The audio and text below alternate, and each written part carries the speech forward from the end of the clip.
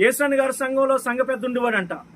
ఆయన ఒక బియ్యం వ్యాపారం పెట్టాడు. మంచిగా ప్రార్థన పెట్టి పాస్టర్ గారే రిబ్బన్ కటింగ్ చేశాడంట. దానికి యేసన్న గారు రిబ్బన్ కటింగ్ చేసిండో మంచిగా వ్యాపారం బాగా నడుస్తుంది. ఒకరోజు ఏమండి ఆ వ్యాపారం మొదలెట్టినటువంటి 2-3 నెలలకే యేసన్న గారు దారిని పోతా అరే ఇక్కడ మన సంఘ పెద్ద ఉన్నాడు కదా, సరే ఎలాగే వెళ్తున్నాను కదా, ఒకసారి ఎలాగున్నాడో పలకరించి పోదామని ఆ బిజీ షెడ్యూల్లో కూడా ఆగి ఆయన ఇంటికి వెళ్ళిండంట. గబగబా యేసన్న గారు వచ్చారని కుర్చీ వేసి కూర్చుని పెట్టిండు. ఏమండి ఈలోపు దేవుని బిడ్డలారా ఒక ఆయన వచ్చాడు బియ్యం కొనడానికి. ఏం కొనడానికి వచ్చిండు?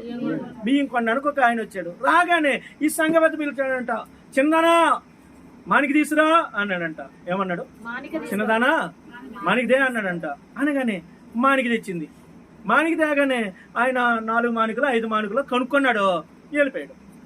పాస్టర్ గారితో మాట్లాడుతుంటే ఈలోపు ఒకడు సూటు బూట్ వేసుకొని వచ్చింది. ఇప్పుడు అన్నాడు, పెద్దదానా మానికి తీసురా అన్నాడంట. హల్లెలూయా. ఏమన్నాడు? పెద్దదానా మానికి తీసురా అంటే మానికి తెచ్చింది. తేగానే ఆయనకి కూడా ఒక 5-6 మానికలు కొలిసి బియ్యం అమ్మిండు, అయిపోయింది. యేసన్న గారు విచిత్రంగా చూస్తున్నాడంట.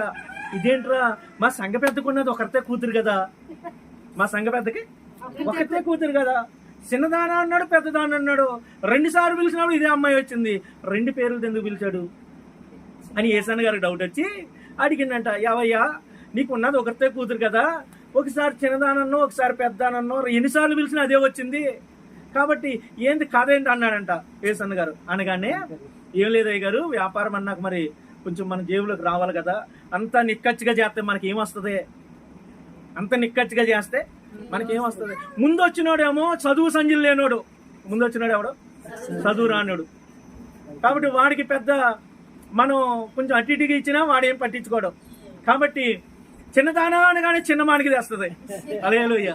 చిన్నదానా అనగానే చిన్న మానికి తెస్తుంది. కాబట్టి చిన్న మానికితో కొలుసు పోసాం అనుకో, మనకు 1 కేజీ 2 కేజీలు బియ్యం మిగులుతాయి. రెండోసారి వచ్చినాడు బాగా చదువుకున్నవాడు, సూటు బూట్ వేసుకున్నాడు, వాడికి ఏమాత్రం కొంచెం బరువు తగ్గిందనుకో పక్క కట్టులోకి వెళ్ళి కాటా పెడతాడు, నా బండారం బయటపడిద్ది. అందుకని పెద్దదానా అనగానే పెద్ద మానికి తెస్తుంది. స్తోత్రం చెప్పండి. హల్లెలూయా. వెంటనే దైవజనుడు అన్నట, ఒరే పనికి మాలాడు, అందుకేరా నీ బతుకు ఎంత సంపాదించినా ఏది నీకు లేకుండా పోతుందని ఏమండి అక్కడి నుంచి వెళ్ళిపోయినాడు పాస్టర్ గారు. ఇది స్వయంగా యేసన్న గారే తన యూట్యూబ్ ఛానల్లో చెప్పిన వాక్యంలో చెప్పిన సాక్ష్యం ఇది. అర్థమైందా బిడ్డలారా? మన జీవితంలో అన్యాయముగా మనం సంపాదించింది ఏది నిలబడదో